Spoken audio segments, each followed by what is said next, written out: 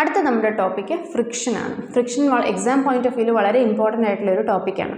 അപ്പോൾ എന്താണ് ഫ്രിക്ഷൻ?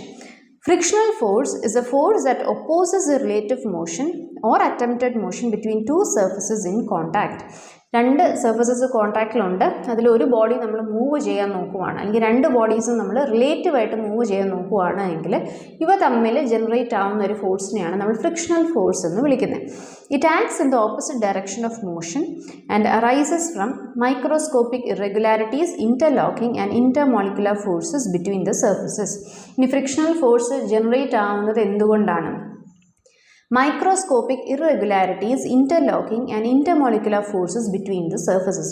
ഈ രണ്ട് ബോഡി മൂവ് ചെയ്യുന്ന ആ ഒരു കോൺടാക്ട് സർഫസ് ഉണ്ടല്ലോ, ആ സർഫസിൽ വരുന്ന ഇറഗുലാരിറ്റീസ്, അതേപോലത്തെ അവിടുത്തെ ഇന്റർമോളിക്കുലർ ഫോഴ്സസ്, ഇന്റർലോക്കിംഗ്, ഇത് ഒക്കെ കാരണമാണ് ഈ ഫ്രിക്ഷണൽ ഫോഴ്സ് ജനറേറ്റ് ആവുന്നത്. ഇനി ഫ്രിക്ഷൻ രണ്ട് ടൈപ്പ് ഉണ്ട്, സ്റ്റാറ്റിക് ഫ്രിക്ഷനും ഡൈനാമിക് ഫ്രിക്ഷനും. സ്റ്റാറ്റിക് ഫ്രിക്ഷൻ എന്ന് വെച്ചാൽ എന്താ? റെസ്റ്റിലിരിക്കുന്ന ബോഡിയിൽ ജനറേറ്റ് ആവുന്ന friction. The friction experienced by a body when it is at rest. In other words, it is a friction when the body tends to move. ഇപ്പോൾ ഒരു box ഗ്രൗണ്ടിൽ ഇരിക്കുവാണ്, അത് റെസ്റ്റിലാണ്, അതിനെ ഞാൻ എപ്പോൾ നീക്കാൻ ശ്രമിക്കുന്നു അപ്പോൾ അതിൽ ജനറേറ്റ് ആകുന്ന ഫ്രിക്ഷണൽ ഫോഴ്സിനെയാണ് നമ്മൾ സ്റ്റാറ്റിക് ഫ്രിക്ഷൻ എന്ന് വിളിക്കുന്നത്. അതായത് അത് മൂവ് ചെയ്യാൻ തുടങ്ങിയില്ല, മൂവ് ചെയ്യുന്ന തൊട്ട് മുന്നേ വരെ അതിനെ ഞാൻ പുള്ള് ചെയ്യുന്നുണ്ട്, അപ്പോൾ അതിൽ ജനറേറ്റ് ആവുന്ന ഫോഴ്സാണ് ഫ്രിക്ഷണൽ ഫോഴ്സ്. ഇനി ഡൈനാമിക് ഫ്രിക്ഷൻ എന്ന് പറയുമ്പോഴും മൂവ് ചെയ്തുകൊണ്ടിരിക്കുന്ന ബോഡിയിൽ ആക്ട് ചെയ്യുന്ന ഫ്രിക്ഷനാണ് dynamic friction. It is a friction experienced by a body when it is in motion. It is also called kinetic friction. ഇപ്പോൾ ഇവിടെ ഒരു ഫിഗർ ശ്രദ്ധിച്ച്, ഈ ഒരു ഹെവി ആയിട്ടുള്ള ബോക്സ് ഒരാൾ വലിച്ചുകൊണ്ട് പോവുക, അപ്പോൾ ഏത് ഡയറക്ഷനിലാണോ മോഷൻ ഉണ്ടാകുന്നത് അതിൻ്റെ ഓപ്പോസിറ്റ് ഡയറക്ഷനിലായിരിക്കും ഫ്രിക്ഷൻ ജനറേറ്റ് ആകുന്നത്. ഇനി ഡൈനാമിക് ഫ്രിക്ഷൻ വീണ്ടും നമുക്ക് രണ്ടായിട്ട് ക്ലാസിഫൈ ചെയ്യാം, sliding friction and rolling friction. It is sliding friction എന്ന് വെച്ചാൽ എന്താ? ബോഡി സ്ലൈഡ് ചെയ്യുമ്പോൾ അതിൽ ജനറേറ്റ് ആകുന്ന ടൈപ്പ് ഡൈനാമിക് ഫ്രിക്ഷനെയാണ് സ്ലൈഡിംഗ് ഫ്രിക്ഷൻ എന്ന് വിളിക്കുന്നത്. It is a friction experienced by a body when it slides over another body. Rolling friction ആണേലോ, it is a friction experienced by a body when it rolls over another body. ഇനി ഇവിടെ ഒരു term കൂടി important ആയിട്ട് അറിഞ്ഞിരിക്കണം, limiting friction. Limiting friction എന്താണെന്ന് വെച്ചാൽ the maximum value of frictional force when a body just begins to slide over the surface of another body is called limiting friction. അതായത് നേരത്തെ പറഞ്ഞല്ലോ, റെസ്റ്റിലിരിക്കുന്ന ഒരു ബോക്സിനെ ഞാൻ അതിനെ ഒന്ന് പുള്ള് ചെയ്യുവാണ്, അത് റെസ്റ്റിലിരിക്കുവാണ്, അത് ജസ്റ്റ് അങ്ങോട്ട് നീങ്ങാൻ തുടങ്ങുമ്പം അതിൽ ജനറേറ്റ് ആകുന്ന ഒരു ഫ്രിക്ഷൻ്റെ മാക്സിമം വാല്യൂ ഉണ്ട്, അതിനെയാണ് നമ്മൾ ലിമിറ്റിംഗ് ഫ്രിക്ഷൻ എന്ന് പറയുന്നത്. ഈ limiting friction, it is the maximum friction that is generated in the body. It may be noted that when the applied force is less than the limiting friction, the body remains at rest and the friction is called static friction. അപ്പോൾ റെസ്റ്റിലിരിക്കുന്ന ബോഡിയിൽ നമ്മൾ പുള്ള് ഞാൻ apply ചെയ്യാൻ നേരം അതിൽ static ഫ്രിക്ഷനാണ് form ചെയ്യുന്നത്, കാരണം body move ചെയ്യുന്നില്ല. റെസ്റ്റിലിരിക്കുന്ന ബോഡിയിൽ ജനറേറ്റ് ആവുന്ന ഫ്രിക്ഷനാണ് സ്റ്റാറ്റിക് ഫ്രിക്ഷൻ എന്ന് നമ്മൾ നേരത്തെ പറഞ്ഞതാണ്. അപ്പോൾ ബോഡി മൂവ് ചെയ്യുന്നില്ല, പക്ഷേ എപ്പോഴാണോ ഈ ഫോഴ്സ് ഞാൻ അപ്ലൈ ചെയ്യുന്ന പുള്ള് ഞാൻ കൂട്ടി കൊണ്ടുവരുന്നത്, ഒരു പർട്ടിക്കുലർ പോയിന്റിൽ ഈ ബോഡി മൂവ് ചെയ്യാൻ തുടങ്ങും. ആ മൂവ് ചെയ്യാൻ തുടങ്ങുന്നതിന് തൊട്ട് മുന്നേ ഉള്ള ഫ്രിക്ഷൻ്റെ, സ്റ്റാറ്റിക് ഫ്രിക്ഷൻ്റെ മാക്സിമം വാല്യൂയാണ് നമ്മൾ ലിമിറ്റിംഗ് ഫ്രിക്ഷൻ എന്ന് വിളിക്കുന്നത്. അടുത്തത് coefficient of friction. It is a ratio of limiting friction to the normal reaction between the two bodies and denoted by mu. അപ്പോൾ നമ്മൾ പറഞ്ഞു മാക്സിമം അതിൽ ജനറേറ്റ് ആകുന്ന ഫ്രിക്ഷനാണ് ലിമിറ്റിംഗ് ഫ്രിക്ഷൻ. ഈ ലിമിറ്റിംഗ് ഫ്രിക്ഷനെ നമ്മൾ നോർമൽ റിയാക്ഷൻ വെച്ച് ഡിവൈഡ് ചെയ്യുമ്പോൾ കിട്ടുന്ന വാല്യൂ ആണ് coefficient of friction. Normal reaction എന്താ? ആ ഒരു പർട്ടിക്കുലർ ഗ്രൗണ്ട് സർഫസ് ആ ബോഡിയിൽ അപ്ലൈ ചെയ്യുന്ന നോർമൽ ഫോഴ്സിനെയാണ് നമ്മൾ നോർമൽ റിയാക്ഷൻ എന്ന് പറയുന്നത്. ആ ബോഡിയുടെ വെയിറ്റ് എത്ര ആണോ അതിന് കറസ്പോണ്ടിങ് ആയിട്ടായിരിക്കും ഈ നോർമൽ റിയാക്ഷൻ ജനറേറ്റ് ആവുന്നത്. അപ്പോൾ ഇതിൻ്റെ രണ്ടിൻ്റെ റേഷ്യോയാണ് നമ്മൾ കോഎഫിഷ്യന്റ് ഓഫ് ഫ്രിക്ഷൻ എന്ന് വിളിക്കുന്നത്. ഇനി coefficient of friction will be equal to tan phi. Phi ഇവിടെ എന്താ? Phi is the angle of friction. അതായത് ഫ്രിക്ഷണൽ ഫോഴ്സും അതായത് ലിമിറ്റിംഗ് ഫ്രിക്ഷനും ഈ നോർമൽ റിയാക്ഷനും തമ്മിൽ ജനറേറ്റ് ആകുന്ന ആംഗിളാണ് ഈ ആംഗിൾ ഓഫ് ഫ്രിക്ഷൻ. ഇനി frictional force is equal to mu into normal force എന്ന് നമുക്ക് റീഅറേഞ്ച് ചെയ്ത് എഴുതാം. ഈ രണ്ട് ഇക്വേഷൻസും വളരെ ഇമ്പോർട്ടൻ്റ് ആണ് എക്സാം.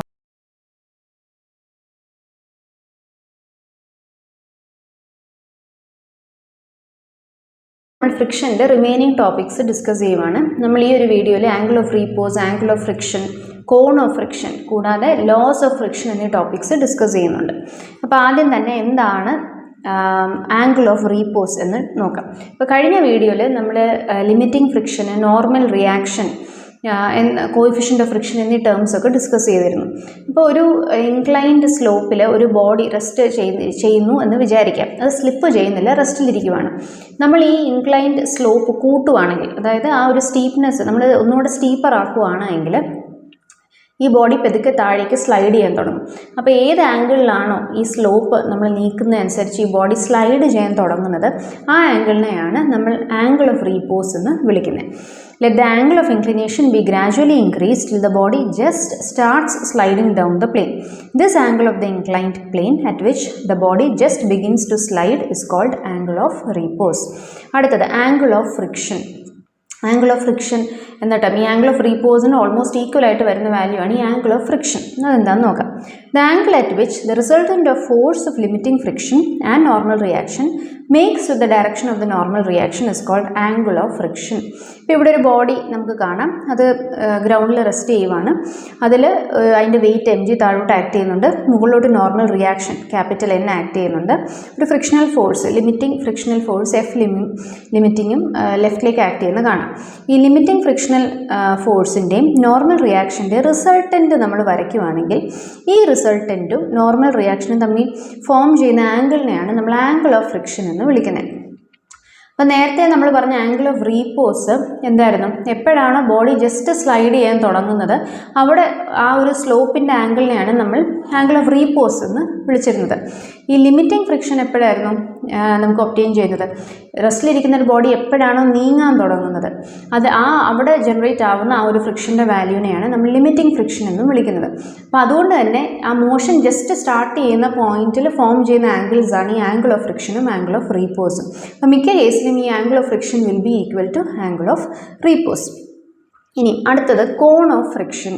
ഇപ്പം നമ്മൾ പറഞ്ഞ ആംഗിൾ ഓഫ് ഫ്രിക്ഷൻ ഉണ്ടല്ലോ, അതിനെ സെമി വെർട്ടിക്കൽ ആംഗിൾ ആക്കി വെച്ചുകൊണ്ട് നമ്മളൊരു കോൺ ട്രേസ് ചെയ്യുവാണെങ്കിൽ അതിനെയാണ്, ആ ഒരു ഇമാജിനറി കോണിനെയാണ് നമ്മൾ കോൺ ഓഫ് ഫ്രിക്ഷൻ എന്ന് വിളിക്കുന്നത്. ഇപ്പോൾ ഇവിടെ ഒരു വെയിറ്റ് W ഉണ്ട്, അതിലേക്കൊരു ഫോഴ്സ് P നമ്മൾ അപ്ലൈ ചെയ്യുന്നുണ്ട് മൂവ് ചെയ്യാനായിട്ട്.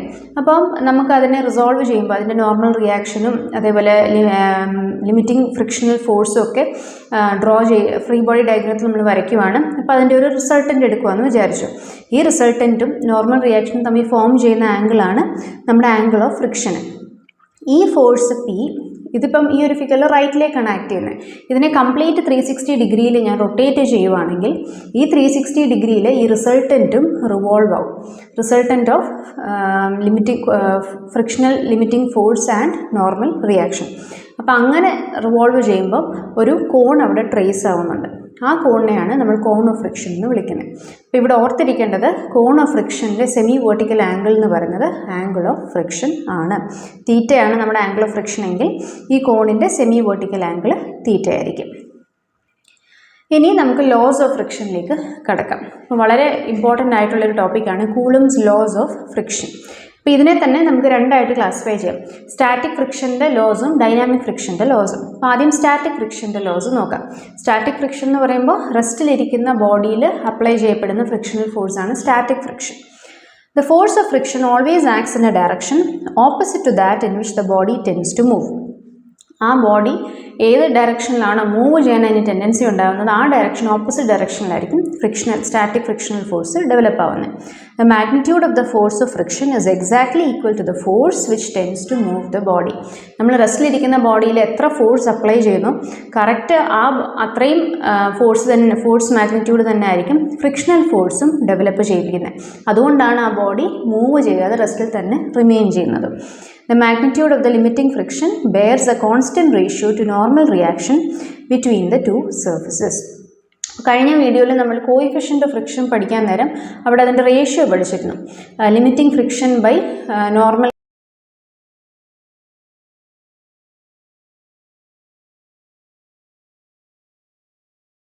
Ratio is equal to coefficient of friction. അതൊരു കോൺസ്റ്റൻറ്റ് വാല്യൂ ആണ്. അത് തന്നെയാണ് ഇവിടെ പറയുന്നത്. The force of friction is independent of the area of contact between the two surfaces.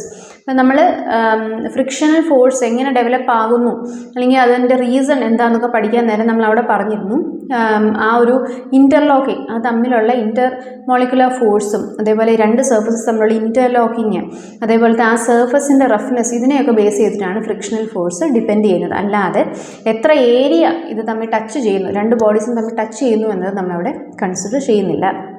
The force of friction depends upon the roughness of the surface. Roughness കൂടുതലുള്ള surface ആണ് എങ്കിൽ കൂടുതൽ ഫ്രിക്ഷനും, സ്മൂത്ത് ആയിട്ടുള്ള സർഫസ് ആണെങ്കിൽ ഫ്രിക്ഷൻ വളരെ കുറവുമായിരിക്കും. ഇനി dynamic ഫ്രിക്ഷൻ്റെ അല്ലെങ്കിൽ kinetic ഫ്രിക്ഷൻ്റെ laws ഏതൊക്കെയാണെന്ന് നോക്കാം. The force of friction always acts in a direction opposite to that in which the body is moving. ഇപ്പോൾ ഡൈനാമിക് ഫ്രിക്ഷൻ എങ്ങനത്തെ ബോഡീസിലാണ് ഡെവലപ്പ് ആവുന്നത്? മൂവ് ചെയ്തുകൊണ്ടിരിക്കുന്ന, സ്ലൈഡ് ചെയ്തുകൊണ്ടിരിക്കുന്ന അല്ലെങ്കിൽ റോൾ ചെയ്തുകൊണ്ടിരിക്കുന്ന ഒക്കെ ബോഡീസിലാണ് ഡൈനാമിക് ഫ്രിക്ഷൻ ഡെവലപ്പ് ആവുന്നത്. ഡൈനാമിക് ഫ്രിക്ഷൻ്റെ മറ്റൊരു പേരാണ് കൈനറ്റിക് ഫ്രിക്ഷൻ. അപ്പോൾ ഈ ഫ്രിക്ഷൻ്റെ കേസിൽ ഏത് ഡയറക്ഷനാണോ ബോഡി മൂവ് ചെയ്യുന്നത് അതിൻ്റെ ഓപ്പോസിറ്റ് ഡയറക്ഷനിലായിരിക്കും ഫ്രിക്ഷൻ ഡെവലപ്പ് ആവുന്നത്. The magnitude of kinetic friction bears a constant ratio to normal reaction. ഇപ്പോൾ തൊട്ട് മുന്നേ നമ്മൾ പറഞ്ഞ കൂട്ട് തന്നെ limiting friction by normal reaction is constant എന്ന് നമ്മൾ പറഞ്ഞല്ലോ.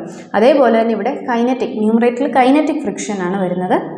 ഡിവൈഡഡ് ബൈ നോർമൽ റിയാക്ഷൻ നമ്മൾ എടുക്കുകയാണെങ്കിൽ അതും ഒരു കോൺസ്റ്റൻറ്റ് വാല്യൂ ആയിരിക്കും, which will be equal to coefficient of friction. For moderate speeds, the force of friction remains constant, but it decreases slightly with the increase of speed.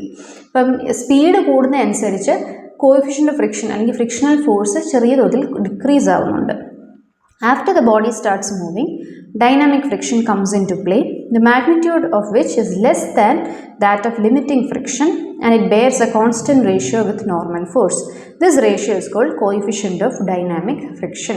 നമ്മൾ നേരത്തെ പറഞ്ഞു ന്യൂമറേറ്ററിൽ നമ്മൾ ഡൈനാമിക് ഫ്രിക്ഷൻ അല്ലെങ്കിൽ kinetic friction by normal reaction ആ ratio കണ്ടുപിടിക്കുമ്പോൾ അതൊരു constant value ആയിരിക്കും. This will be equal to coefficient of friction എന്ന് പറഞ്ഞു. അപ്പോൾ കോഎഫിഷ്യൻ്റ് ഓഫ് ഡൈനാമിക് ഫ്രിക്ഷൻ എന്ന് നമുക്കതിനെ വിളിക്കാം. കാരണം എന്താ? മൂവ് ചെയ്തുകൊണ്ടിരിക്കുന്ന ബോഡിയാണ്. ഇവിടെ നമുക്ക് ലിമിറ്റിംഗ് ഫ്രിക്ഷൻ എന്ന് ന്യൂമറേറ്ററിൽ ഇടാൻ പറ്റില്ല. കാരണം ലിമിറ്റിംഗ് ഫ്രിക്ഷൻ എപ്പോഴാണ് ജനറേറ്റ് ആവുന്നത്? റെസ്റ്റിലിരിക്കുന്ന ബോഡി ജസ്റ്റ് മൂവ് ചെയ്യാൻ തുടങ്ങുമ്പോൾ ഉള്ള മാക്സിമം ഫ്രിക്ഷണൽ വാല്യൂവിനെയാണ് നമ്മൾ ലിമിറ്റിംഗ് ഫ്രിക്ഷൻ എന്ന് വിളിക്കുന്നത്.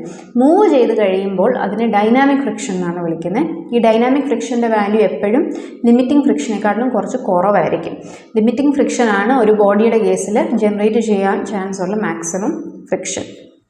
ഇനി നമുക്ക് ഡിസ്കസ് ചെയ്യാനുള്ളത് ടു ബോഡീസ് ഇൻ കോൺടാക്റ്റിൻ്റെ അവിടെ ഡെവലപ്പ് ആവുന്ന ഫ്രിക്ഷണൽ ഫോഴ്സസ്, അതും ചില സ്പെസിഫിക് ആയിട്ടുള്ള സ്ട്രക്ചേഴ്സിൻ്റെ നമുക്ക് സിലബസിൽ സ്പെസിഫൈ ചെയ്തിട്ടുണ്ട്. ലാഡർ, അതുപോലെ വെഡ്ജസ്, ബെൽറ്റ് ഡ്രൈവ്, ഇങ്ങനെ.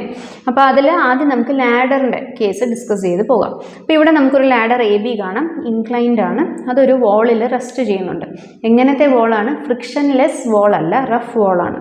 ഈ റഫ് വോള്, റഫ് ഗ്രൗണ്ട് എന്നൊക്കെ എടുത്ത് പറയാൻ കാരണം ഫ്രിക്ഷൻലെസ് എന്നൊരു കണ്ടീഷൻ ഉണ്ട് എങ്കിൽ അവിടുത്തെ കോഎഫിഷ്യൻ്റ് ഓഫ് ഫ്രിക്ഷൻ വാല്യൂ 0 ആയിട്ട് പോകും. അതായത് അവിടെ ഫ്രിക്ഷൻ ഡെവലപ്പ് ആകുന്നില്ല. അപ്പോൾ നമ്മൾ ഇവിടെ പഠിക്കുന്ന റഫായിട്ടുള്ള, അതായത് ഫ്രിക്ഷൻ കൺസിഡർ ചെയ്യുന്ന കേസാണ് നമ്മളിവിടെ ഡിസ്കസ് ചെയ്യുന്നത്. അപ്പോൾ ഒരു ലാഡർ AB ഉണ്ട്, it is resting on a rough ground and leaning against a wall. അപ്പോൾ ഈ വോളിൻ്റെ വെയിറ്റ് W ആണ്. ഇത് ആക്ട് ചെയ്യാൻ പോകുന്നത് ആ വോളിൻ്റെ സെൻറ്റർ ഓഫ് ലാഡറിൻ്റെ സെൻറ്റർ ഓഫ് ഗ്രാവിറ്റി എവിടെയാണോ അതിൻ്റെ ആ പോയിന്റിലായിരിക്കും ഈ ലാഡറിൻ്റെ വെയിറ്റ് W ആക്ട് ചെയ്യാൻ പോകുന്നത്. It will act vertically downwards. ഇനി ഈ വെയിറ്റിൻ്റെ എഫക്റ്റ് കാരണം ലാഡറിന് സ്ലിപ്പ് ആകാനുള്ള ടെൻഡൻസി ഉണ്ട്. അപ്പോൾ ഇത് ഈ ലാഡർ സ്ലിപ്പ് ആവുകയാണെങ്കിൽ തന്നെ ഈ ടോപ്പ് പോർഷൻ താഴോട്ടും അതേപോലെ ബോട്ടം പോർഷൻ ഗ്രൗണ്ടിൽ റെസ്റ്റ് ചെയ്യുന്ന പോർഷൻ ടുവേർഡ്സ് ദ ലെഫ്റ്റും ആയിരിക്കും സ്ലിപ്പ് ആവുന്നത്. അപ്പോൾ അതിനെ തടയേണ്ടതുകൊണ്ട് ഈ ഫ്രിക്ഷണൽ ഫോഴ്സ് ആക്ട് ചെയ്യാൻ പോകുന്നത് എങ്ങനെയായിരിക്കും? അതിൻ്റെ നേരെ ഓപ്പോസിറ്റ് ഡയറക്ഷനിലായിരിക്കും. അപ്പോൾ ഈ ടോപ്പ് എൻഡ് താഴേക്ക് സ്ലിപ്പ് ആകാൻ ചാൻസ് ഉള്ളതുകൊണ്ട് തന്നെ ഫ്രിക്ഷണൽ ഫോഴ്സ് മുകളിലോട്ടായിരിക്കും ആക്ട് ചെയ്യുന്നത്. അതേപോലെ ഈ bottom end towards the left slip ചെയ്യാൻ ടെൻഡൻസി ഉള്ളതുകൊണ്ട് അവിടെ ആക്ട് ചെയ്യുന്ന frictional force will always be towards right അല്ലെങ്കിൽ ടുവേർഡ്സ് ദ വോൾ എന്ന് നമുക്ക് പറയാം. അപ്പോൾ ഇങ്ങനെയാണ് ഒരു ലാഡറിൻ്റെ കേസിൽ ഫ്രിക്ഷണൽ ഫോഴ്സസ് ഡെവലപ്പ് ആവുന്ന ഡയറക്ഷൻ. ഇനി നോർമൽ റിയാക്ഷൻ ഡെവലപ്പ് ആവുന്ന ഡയറക്ഷൻ ഏതായിരിക്കും? നോക്കിയേ, ടോപ്പ് പോർഷനിലെ normal reaction will be perpendicular to the wall, bottom പോർഷനിലോ to be perpendicular to the floor. അപ്പോൾ ലാഡറിൻ്റെ കേസിൽ നിങ്ങൾ ഇത്രയും ഓർത്താൽ മതി. ഈ ഫ്രിക്ഷണൽ ഫോഴ്സസ് ആക്ട് ചെയ്യുന്നത് ഈ ലാഡർ സ്ലിപ്പ് ആവുന്നതിന് ഓപ്പോസിറ്റ് ഡയറക്ഷനിലും നോർമൽ റിയാക്ഷൻസ് ആക്ട് ചെയ്യുന്നത് അതാത് സർഫസിന് പെർപെൻഡിക്കുലർ ആയിട്ടും ആയിരിക്കും. As the upper end of the ladder tends to slip downwards, therefore direction of the force of friction will be upwards. Similarly, as lower end of the ladder tends to slip away from the wall, direction of the force of friction will be towards the wall. Since the system is in equilibrium, therefore algebraic sum of horizontal and vertical components of the force must be equal to 0. അപ്പോൾ ഇതാണ് നമ്മൾ problems solve ചെയ്യാനായിട്ട് use ചെയ്യുന്ന ഈ ഒരു point ആണ്. അതായത് system ഇക്വിലിബ്രിയത്തിലാണ് assume ചെയ്തുകൊണ്ട് നമ്മൾ എന്ത് ചെയ്യുന്നു, ഇവിടെ ജനറേറ്റ് ആവുന്ന ഈ ഫോഴ്സസ് ഫ്രിക്ഷൻ ആൻഡ് നോർമൽ റിയാക്ഷൻസിൻ്റെ ഹൊറിസോണ്ടൽ ആൻഡ് വെർട്ടിക്കൽ കോമ്പണൻസ് എല്ലാം കൂടെ റിസോൾവ് ചെയ്ത് എഴുതുന്നു, 0 ആയിട്ട് ഇക്വേറ്റ് ചെയ്യുന്നു. അങ്ങനെ നമുക്ക് അൺനോൺസ് കണ്ടുപിടിക്കാൻ പറ്റും. The normal reaction at the floor will act perpendicular to the floor and normal reaction at the wall will act perpendicular to the wall. അപ്പോൾ ഇതായിരുന്നു ലാഡറിൻ്റെ കേസ്. ഇതോടുകൂടി ഈ ഒരു വീഡിയോ നമ്മൾ വൈൻഡപ്പ് ചെയ്യുകയാണ്. ബാക്കി റിമൈനിങ് ടോപ്പിക്സ് ഉണ്ട്, അതുമായിട്ട് നമുക്ക് അടുത്ത വീഡിയോയിൽ കാണാം. Thank you.